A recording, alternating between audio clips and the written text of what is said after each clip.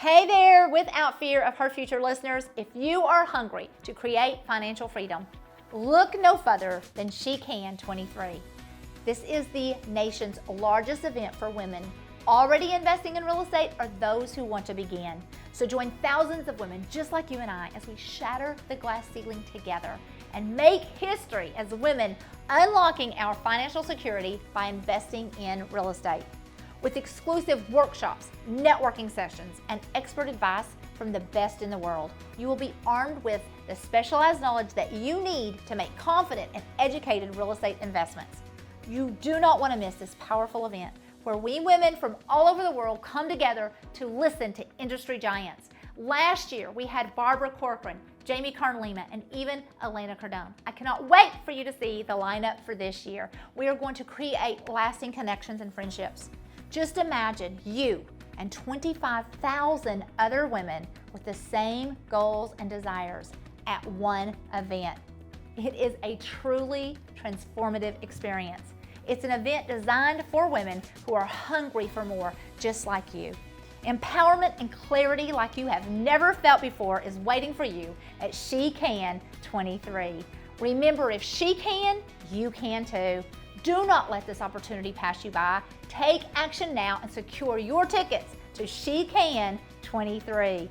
It's time to invest in your future without fear and show the world what women are truly capable of. Visit shecan23.com/podcast to secure your seat today. It's linked in the description below.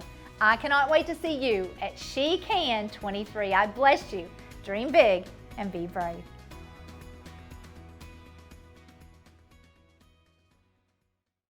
When you lean into this, and I believe that truly that we've made this a lifestyle. This isn't something that I just started practicing. I mean, all my life, thank God, I was just raised around a very positive mother who taught me this, and then I've been in church my whole life, so I've been doing this for years. And so I always have this expectancy. I'm always expecting a miracle. I'm always expecting good things to happen at every turn. So when something bad does happen, when something isn't working out, I'm way less likely to freak out about it. I just think it's temporary.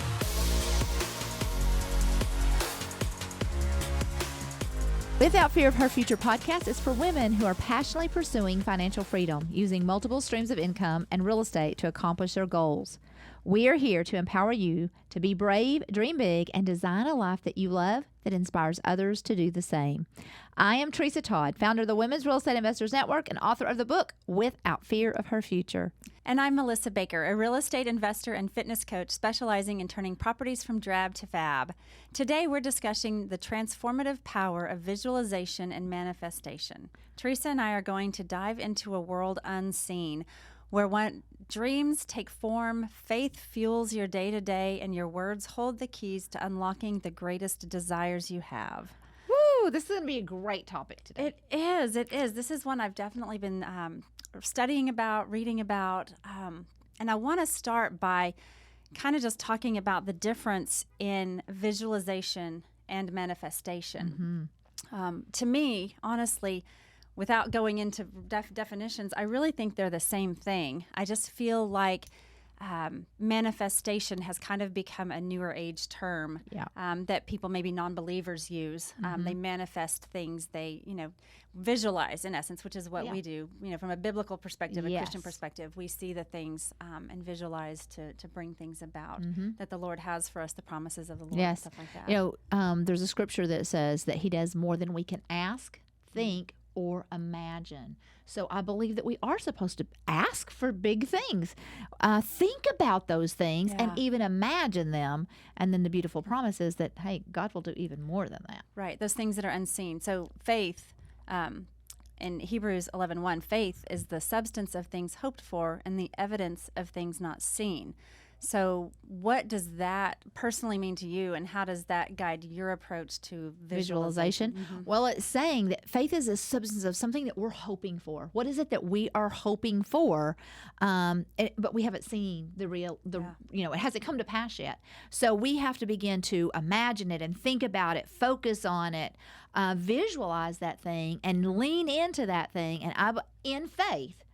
And I believe that as we do that, that we will begin to see that thing manifested. And I am just a strong believer in what we spend our time thinking about, reading about, studying, desiring. We'll begin to have conversations about that thing. And every single one of those things take us a little bit closer to receiving that thing. Right. Yeah. Our brains are a powerful thing. Yes, they The way are. God created them is so amazing. Yes. So amazing. So I think part of visualization is just that. We begin to, dream about this thing that we're hoping for or whatever it is. And then the next step is those affirmations. And Romans 4 says that Abraham is talking about calling those things that be not as though they were, calling those things that be not as though they were. And that specific scripture is where he is, even though everything in the world looks impossible, that he and Sarah are going to have a child. They're in their 80s, but yet he is saying, he is moving along in his life as if he is going to have this child. And even at their great age, and when there's a million reasons that would say, listen, Abraham, you are too old to have a child, your wife is too old, it's not going to happen. But he just began to declare with his mouth, calling it as it were, even though it hasn't yet. So when we begin to add imagination, visualization, and affirmations, saying those things, I think there's so much power in that, and leaning into faith. Right, right. Especially when those things line up with the word and are things that the Lord has placed in our hearts. Yes. Our dreams. I feel like our dreams, which should lead into our visions, become those things that we kind of ruminate on. And we Absolutely. Again, we are born with this destiny, with this call in our life. So we're going to have these dreams. Whether it's just like to raise good kids. I know that when my kids were young, I just wanted to raise good kids. That was my purpose for that season. And you're reading the books about it, and you're every day that's what you're thinking about. So it doesn't matter what level it is, whatever we're focused on. I do believe that not manifesting it again, I'm not, that's kind of a woo-woo feeling in that new age, but when we begin to visualize and pray and think on something and focus on something, I have so many stories, and we'll share some of those, both of us, of things that we have brought to pass because of just these two scriptures. Yeah, so good. I have to tell this story. So whenever I was buying a house back in, 2011, I was actually building a house. But even before that, I had a picture of exactly what I wanted that house to look like.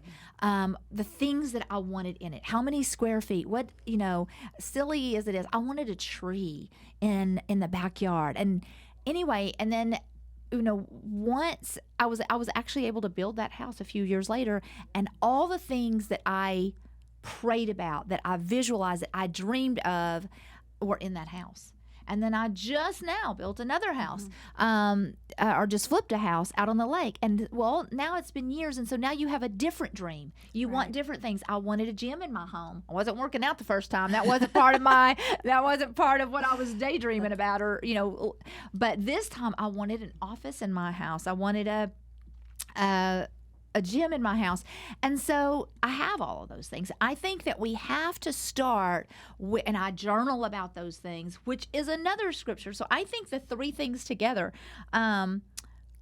visualizing it, saying it, and writing it, because there's another scripture that talks about write the vision that you may run with it. Write the vision. So when you really begin to do all three of those things, your faith begins to grow, and you begin to search out ways to make that thing happen. Right. That's so true. Your story about the house, it just reminded me, and this is really funny, that even the childlike faith that we have when we're young, I can remember when I was young, like 5, 6, 7, we had a little camper, and we would go to Ruidoso, New Mexico, and we had that camper parked in a little campground there. We'd go skiing in the winter, and in the summer do other things on that campground. That was our little vacation spot as a family. And I can remember standing on the edge of the river, and there was this beautiful house across the river. It was an adobe style with big archways, and it was 2-story, and it looked huge, and it was just beautiful. My sister and I would just sit there and think of, what it would be like to live in that house. And just a couple of years later, my dad ended up partnering with a guy buying that campground, and we lived in that house. Wow. It was That's so cool. crazy. Yes. So that your story reminded me of that. But when we Yes. are talking about visualizing and the power of our mind and the way that God created us with our dreams, takes me to a time just about 10 years ago, 15 years ago maybe, when I ran my first marathon. I had wanted, that was a dream, was to run a marathon. But I hadn't necessarily been training for one, and I got in a position where I had a friend who was going to be running the Dallas Marathon. And so I thought, this was in October, the marathon was in December. I thought, well, I've got a good base, base run. I can do this. And I started training for it. Well, the training kind of took a toll on my knees, and I had some issues. And so I had run 9 miles. And for those of you who aren't familiar with running, a marathon is 26.2 miles. Wow. The furthest I had ever run was 9 consecutive miles. Oh, my gosh. And I had to take my training into the gym, to elliptical and the treadmill. But again, I hadn't gone over 9 miles. But I pictured myself every day, because I was training for this marathon. I wanted to do it. I had signed up for it. In my mind, I was doing it. And I would literally visualize this marathon and this race and the feelings I was going to have, and just preparing for it. And we went out and I ran the marathon. I did really well. And when I finished the race, I could have kept going. I had so much energy. I felt so good, but I was able to do it. And it's because I could see myself. Woo, that's doing so it. powerful. Yeah, It's so powerful. So if we cannot even begin to see ourselves doing something, we're never going to do No. it. We have to do exactly what you just did. That's Yeah, crazy. Well, I have a story that mine is, doesn't equal a marathon at all. But I was going to do a mud run. And so I was, practicing for this mud run, because there's obstacles. It's not just running in the mud, but there's all these obstacles along the way. And so I knew I could run the 5 miles. That was not, or the 5K, the 3 miles, but those obstacles. So I was out practicing doing all of the things, but the one thing that I could not do was a monkey bar. Literally taking one hand off, letting go with one hand and grabbing the other, and doing that. And so there was a elementary school behind my house, and I would go over there and practice on these kids' monkey bars, and I would just hang there, Melissa. I could not make myself take my hand off and reach the next monkey bar, and I was so frustrated. And I would just do this over and over. And so I knew that I could kill everything else in this thing, but I couldn't do that. And so one night, or actually it was early in the morning, 5 o'clock in the morning, I woke up and I was lying in my bed, and I was just aggravated at myself, and I was so frustrated. And I began to visualize myself just letting go and grabbing that next bar, and letting go and grabbing that next bar, and letting go. And I don't know how long I just laid there and did that. And the next thing I know is I jumped out of that bed. I put on my tennis shoes, and it's still pitch dark outside. And I go out to that schoolyard, and I just went right across. I actually, you did it. And I did it. And then I could do it from then on. And now I haven't done it in a few years. I don't know. But so there's so much power in seeing ourselves do the thing that it is we want to do. So I just want to encourage our listeners. What is the thing? Is it running, or is it something physical, or is it something in your business? Is it something, whatever it is, we have to start by visualizing, seeing ourselves do that thing. Yeah. It's such a powerful thing. It really is. It really is. How have you used visualization to change your financial situation? Because we've talked about doing physical things that we've been able to do, but from a financial perspective, have you used it there? All of the things that we just talked about: visualization, affirmations, and writing it down, writing the vision. So I remember I was in the medical field for 25 years before I became a real estate investor. And I remember back when I was making $29,000 a year. Okay. And $29,000 trying to raise 3 kids. Yeah, and I remember it got in my head that if I could make $40,000 a year, boy, that would be some great money. I could live it up if I made $40,000 a year. And so I began to believe for $40,000 a year. And I would say it. So I wrote it down. Okay. I wrote it as a prayer, and I laid it on my dresser. And every time that I would walk by there, I would lay my hand on that, and I would say, Lord, I thank you that I am going to make $40,000 a year. Well, now, and so by the end of that year, I was given an opportunity to change jobs, got a promotion, and it put me at $40,000 a year in less than a year. That's a pretty big jump for 1 year, from 29 to 40. And so, after it was over and I did that, I was so grateful and I was so excited. I remember thinking, well, why didn't I believe for 60? Why didn't I believe for 100? But here's what I believe. I only had $40,000 worth of faith at that moment. And that's just what I had. And I think that that's so important, because if you've never made $100,000, you probably don't have $1 million worth of faith. Right. And so to even visualize something like that would be so bizarre that I think you have to keep this in a context of what you can truly believe for. Yeah. And that's okay. Because if you've never made 100,000, maybe that's what you believe for first, or maybe 200,000 or whatever. And then after you've reached that number, you can believe for more and more and more.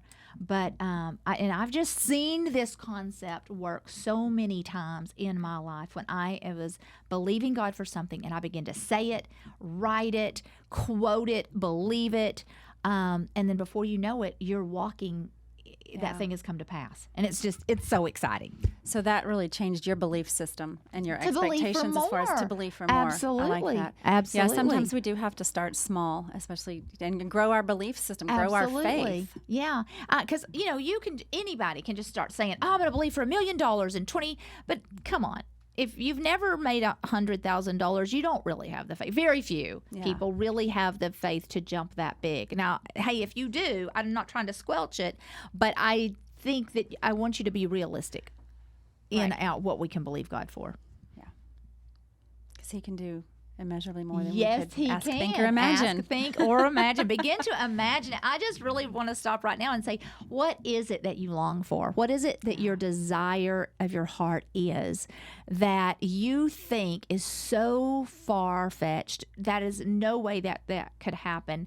That is, just begin to visualize that thing. Maybe you want to lose 50 pounds. Begin to see yourself 50 pounds less. Begin to see what kind of cute little clothes you would have and feel that, and then write it and say it. Now, you do have to take action. Yeah. We have to take action. Even I remember that when I got that $40,000, that required me to go and apply for a different job in a higher position that I didn't think I was qualified for. So it still took me.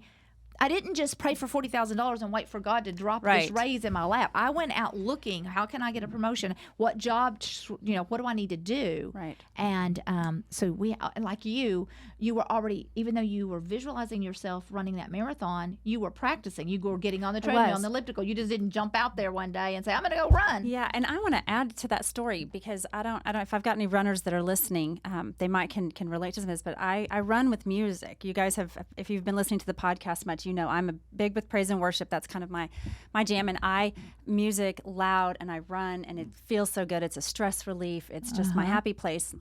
And so as I was getting ready for the marathon, back then we had what were those iPods? It was before the iPhone, y'all. I had an iPod, and I had my music ready to go, my headphones in, and we take off with this marathon, and I start running, and it was a band marathon. There were bands every couple miles that you could hear. So I had paused my music to hear the band that I was running past, and this was literally at mile 2 or 3. And when I went to hit play, my iPod wouldn't play, and I couldn't get it. And I took it out of my, and I'm doing this because I'm on my arm. I had it on my arm, and I was hitting the play button, and it wouldn't come back on, and it was just completely frozen. Oh. And so I kept running, and you guys, literally for 4 hours, I chanted, I'm strong, I'm healthy, and I Yeah. feel great. And I did that for 4 hours, and you guys, I felt great. I Yes. was, it was that mantra, it was that Yes. affirmation. I had practiced. I had written down about the marathon. I had visualized it. Yes. Oh, I love it. That's so good. Yep. So good. So good.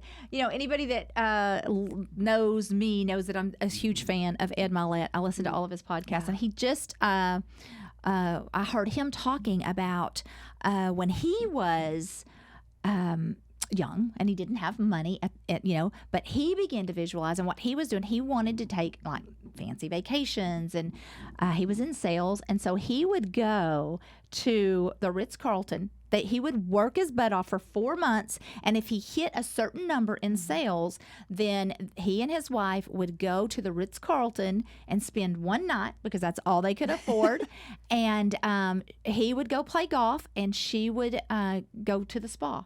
And he talks about how the very first time he did that, it was so awkward. He drove this clumpity-clunk car. He had to pull it in front of the Ritz-Carlton. He didn't even want to take the car in front. And then he didn't even know how you tip at the Ritz-Carlton. Do you tip when you drop your car off? Do you, everything about it was so awkward.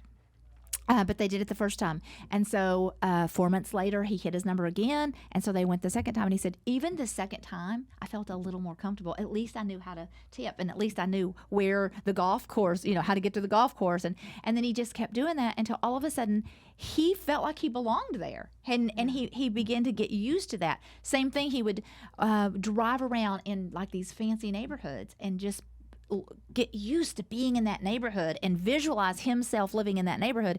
And he lives in a mansion now.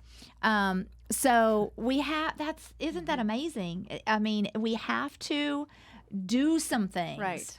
And like you said, quote those things, pray those things, write those things, and then take action to move towards that. Yeah. God has put dreams in each one of us. He's created each one of us for purposes, and we have gifts and talents, and I think tapping into those and speaking the promises of God over our lives, which comes into those the visualization of those dreams that He's put in us. So I think a lot of it is figuring those out, speaking them out so we can see them. Yeah. And putting action to it. So what strategies can our listeners employ to focus on their dreams and expectations rather than their fears and their dreads? Yeah, we're talking all about the positive things if we're visualizing something, but the opposite is just the truth as well.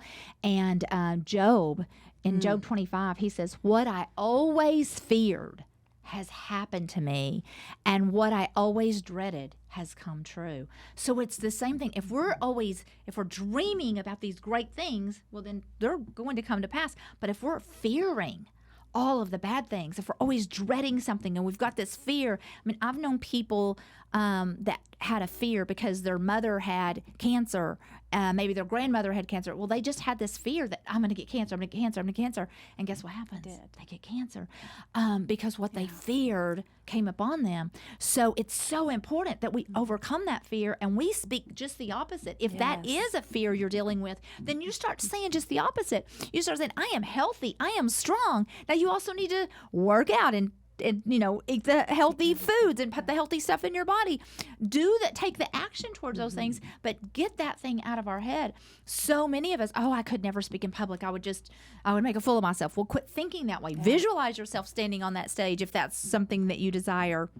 Whatever it is, it's just so important. We prophesy our futures. Yeah. All of the time by what comes out of our mouth. I will see people in one of my master classes. Sometimes I'll see the comments because, we do a lot of giveaways. And I will see people say, I never win anything. I never win anything. I'm like, quit saying that. Yeah. You know what? You be the one that is saying, I'm the winner. I'm going to get this. Because, you'll hear people say, well, if it wasn't for bad luck, I'd have no luck at all. We're prophesying our future. Let's make it a beautiful future. Right. Let's not. So think about what it is you're fearing. What is your dread? What are the words coming out of your mouth? Listen to them, and change them. Yeah. And I can remember when my kids would say something negative, I would try to switch that on them. I'd say, hey, if they were worried about a football game, well, we're going to lose this game. That team is so much better than us. And I was like, hey, but you're strong and you're powerful and you've been practicing. You can do this. So it's just something that we really have to get good at. It is. And once you see it work a few times, it stirs your faith, and you want to do it more often. But you've got to really think about what you're putting in. What are you watching? Yeah. What are you listening to? Because a lot of times what we're putting in, not a lot of times, but all the times, what we're putting in is what's coming out. Yeah. And, I try to do this with my kids, and my oldest daughter has been the one that has had the most health issues. She's had, the 2 knee surgeries and, ankles and wrists, arms. Bless her heart, yeah. And she has Crohn's disease. And when they diagnosed her with Crohn's, she's like, Mom, why am I the broken kid? Why am I the unhealthy? And I said, quit speaking those things over yourself. This is just a little hurdle. We're going to get over this. You are healthy. You are beautiful. You are perfectly made. God made you perfect in His image, and you are healthy and strong, and that's what we're believing for. And it's what you speak. Those words are powerful. Yeah. I just noticed this over something the other day. When you lean into this, and I believe that truly that we've made this a lifestyle. This isn't something that I just started practicing. I mean, all my life, thank God, I was just raised around a very positive mother who taught me this, and then I've been in church my whole life, so I've been doing this for years. And so I always have this expectancy. I'm always expecting a miracle. I'm always expecting good things to happen at every turn. So when something bad does happen, when something isn't working out, I'm way less likely to freak out about it. I just think it's temporary. I'm like, oh, well, this is temporary. I'm going to get past this. And of course I start again quoting just the opposite of what's happening and believing that. And so I don't want anybody to think that nothing bad ever happens, or we don't experience the same things that everybody else experiences. I mean, your car broke down on the way to the podcast the other day. I mean, things happen to us all the time. My sleeping issues arise. Yes. And so, but if we just keep our faith and our expectation and visualizing and affirming and then writing, I love to write it. If I'm believing for it, I'm going to go write it down. Yeah. I'm going to go write it. To me, sometimes I'm not really believing for it till it makes that journal. So, and then I just got to say one more thing. And I'm going to kind of leave you hanging here. I'm not going to tell you what it is because I don't think I'm ready to share it yet. But there's just this one thing that I'm believing for, and it's really big. It's kind of crazy out there, but I said it like a couple of times to myself, but I wasn't believing it. But you have to start somewhere. I just said this thing, and but it was in no way. It had not really become something that I was walking in faith with. It was just something that I'd said maybe 2 or 3 times, and then I was in my house like 2 days ago. I was having my prayer time. I don't even think I was having my prayer time. I remember I was walking from the kitchen towards my bedroom down that hall, and that thought came through my mind, and I said it out loud, and that time it dropped into faith. And I was like, God, I'm going to believe you for that. I am truly going to believe you for that. Yeah. And then I turned back around and I went over and I grabbed my journal and I wrote that date. I love to write the date, and I wrote that in my journal. And so now I'm declaring it. Now I'm not ready to shout it from the rooftop to anybody else yet, but you have to work yourself up in these faith things. And so, but that's where I am. And so when it comes to pass, then I'll come on the podcast and I'll say, hey, y'all remember back on that thing. Yeah. But I just want to so encourage our listeners. What is that thing or things? It doesn't have to be one. Yeah. What are the desires? God says if we delight in Him, that He will give us the desires of our heart. Start visualizing those desires. Start declaring those things with your mouth, calling those things that be not as though they were, and then write them so that you can really run with the vision. Yes. So good. Well, if you have not subscribed to the Without Fear of Her Future podcast, then hit that subscribe button today for new episode reminders. And please leave us a great review on Spotify or Apple Music. As we wrap up, I have a special invitation to all of our female listeners. I feel like most of our listeners are female. I think so too. An invitation to safeguard your financial future forever. Who's up for that? Who wants to begin to visualize Yes. a financial future that looks pretty good. Yes. Well, that's the promise of the She Can 23. She Can 23 is the biggest virtual event for female real estate investors in the nation. Women say She Can 23 is their golden key to investing in real estate the rich way. At She Can 23, we're welcoming keynote speakers like Tim Tebow, Ed Milet, Brooke Thomas, Patrice Washington, and so many more. So go to shecan23.com today. Secure your seat in this historical event for women nationwide. That is shecan23.com. If she can, you can too. Yes, go do that right now, ladies. Go do that right now. Thank you so much for joining us today. On behalf of the Women's Real Estate Investors Network and Teresa Todd, I'm Melissa Baker, encouraging you to be brave and dream big.